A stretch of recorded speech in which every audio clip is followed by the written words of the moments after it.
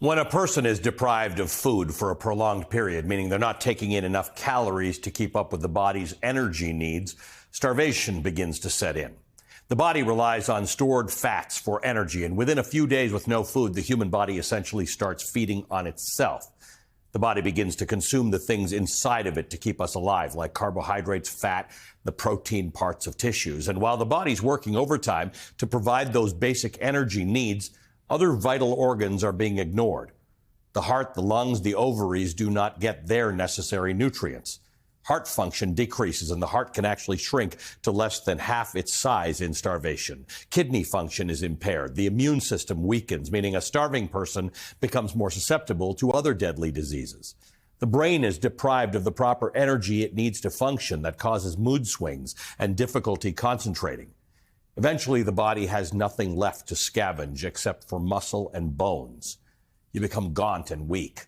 There's an ache that comes with extreme hunger, which causes acute physical and mental distress. But that doesn't last long, because your body's already wasted away and soon your heart will fail. That is death by starvation. It is a slow and cruel death.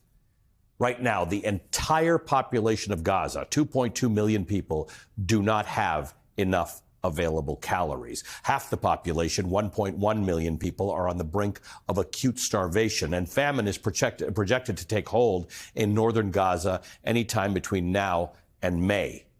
This is all according to a UN-backed report by the IPC, the Integrated Food Security Phase Classification. That assessment was from mid-March, by the way, and less than 3 weeks later, the situation has escalated dramatically. In a government cable obtained by the Huffington Post, a group of humanitarian experts from the U.S. Agency for International Development are warning that famine is already likely happening in parts of Gaza.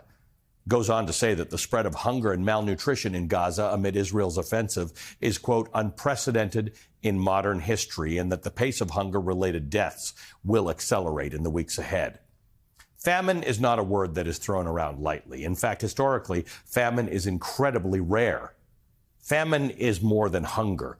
Famine can last a lifetime. It leaves scars on a nation's development for decades. It breeds even more instability and violence. It perpetuates a vicious cycle of poverty, forcing the famished nation to be dependent on other countries for aid. For the children who face starvation or malnutrition and survive, their brain and body will not develop as they should. An entire generation stunted. When a famine is declared, it means people are already starving to death. It means children are already going hungry. By the time a famine is declared, it's already too late. By the time the world sees the images of the emaciated children, nothing but skin and bones, it's already too late. By the time desperately needed aid arrives, it is already too late. But hey, at least famine can't last forever, because the affected population will eventually be decimated.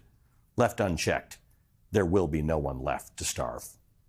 Hey everyone, MSNBC has a new and improved app. You'll get real-time alerts and analysis, live blogs, in-depth essays, video highlights, and the best 2024 election coverage. Download the new MSNBC app. Here's how to do it. You tap on the App Store on your phone. You hit search on the bottom right corner. You type in MSNBC. You click on the MSNBC app. You click on Get or the cloud icon and enjoy it.